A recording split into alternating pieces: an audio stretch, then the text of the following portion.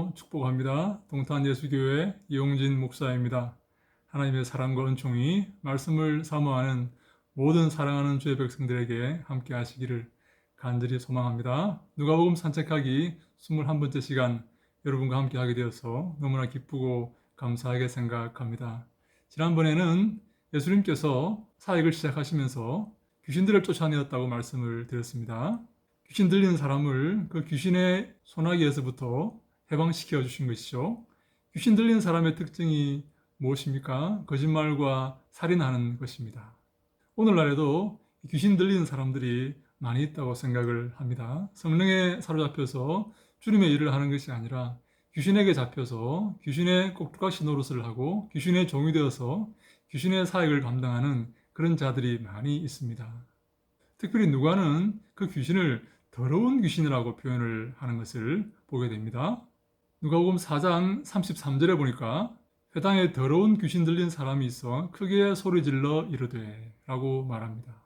어떤 면에서 더러운 귀신일까요? 위생적으로 더럽다기보다는 정신적으로 더러운 것이 아닐까요? 거짓말하고 비열하게 상대를 공격하고 숨어서 상대를 노략하고 그런 정신적인 더러움, 비천함 그런 것 아닐까요? 우리 예수 믿는 사람들은 성령, 거룩한 영에 사로잡혀 있는 사람들이기 때문에 이런 더러운 짓들하고는 거리가 멀어야 된다고 생각을 합니다. 진실하게, 거룩하게, 정결하게, 신실하게 살아가는 것이 바로 우리 성도들의 삶이죠. 예수님은 귀신들을 쫓아내셨을 뿐 아니라 그들에게 하나님 말씀을 전하셨습니다.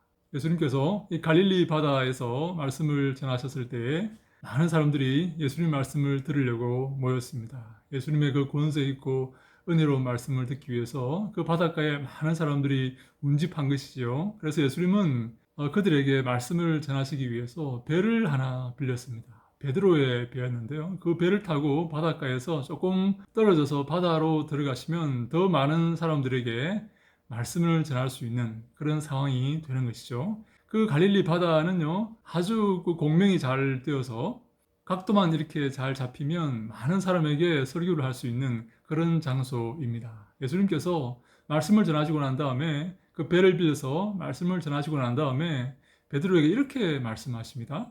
누가복음 5장 4절에 보니까 말씀을 마치시고 시몬에게 이르시되 깊은 데로 가서 그물을 내려 고기를 잡으라. 예수님께서 시몬 베드로에게 배를 빌리시고 난 다음에 아마 배삭스를 주시려고 아마 그렇게 하신 것 같아요. 깊은 데로 가서 그물을 내려보라 그렇게 말씀하고 계십니다.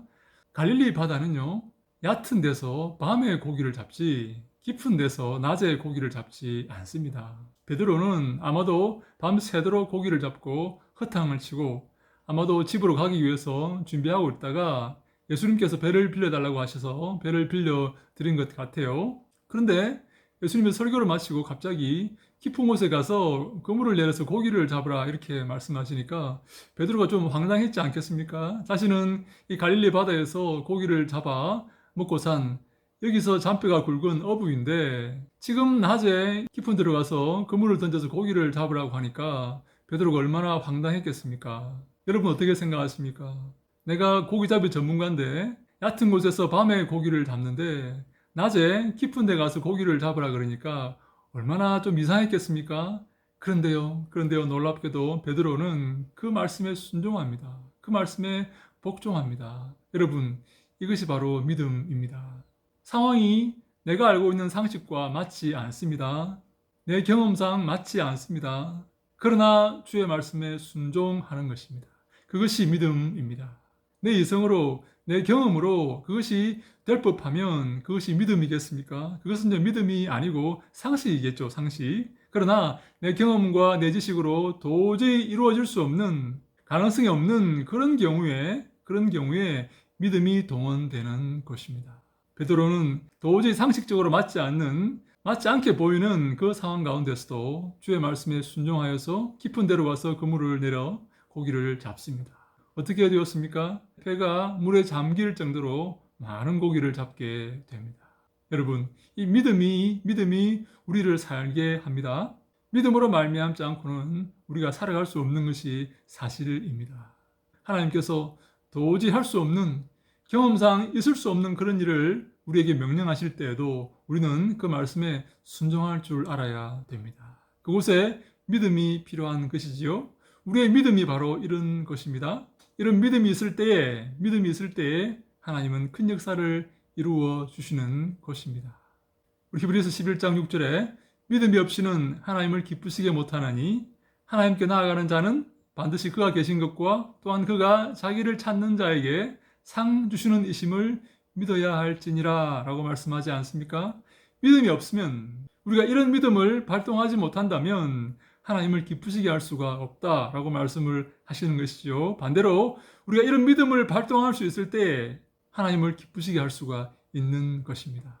남은 기간 주 앞에 설 때까지 이런 믿음으로 살아가는 우리가 되기를 바랍니다. 눈앞에 아무것도 보이지 않고 내 손에 아무것도 없지만 주의 말씀 붙들고 그 말씀을 믿고 믿음으로 한 걸음 한 걸음 나아갈 때에 하나님이 기뻐하실 줄로 믿습니다. 우리의 삶이 주의 뜻 가운데 더 풍성해질 줄로 믿습니다. 어떤 어려움 가운데, 어떤 환난 가운데서도 주의 그 손길에 힘입어서 믿음으로 승리하게 될 줄로 믿습니다. 사랑하는 여러분, 이 믿음을 발동하시기 바랍니다. 이 믿음을 끄집어내시기 바랍니다. 내게 믿음이 없다고요? 믿음을 달라고 기도하시기 바랍니다. 우리는 이 믿음으로 살아가는 자입니다. 주님께서 우리와 함께 하시고 우리를 인도하시고 우리를 도와주실 것입니다. 여러분들의 삶 속에 예수 그리스도를 향한 믿음, 하나님을 향한 저 놀라우신 전능자 하나님을 향한 그 믿음이 넘치는 귀한 삶을 살아가시기를 예수님 이름으로 간절히 축원합니다.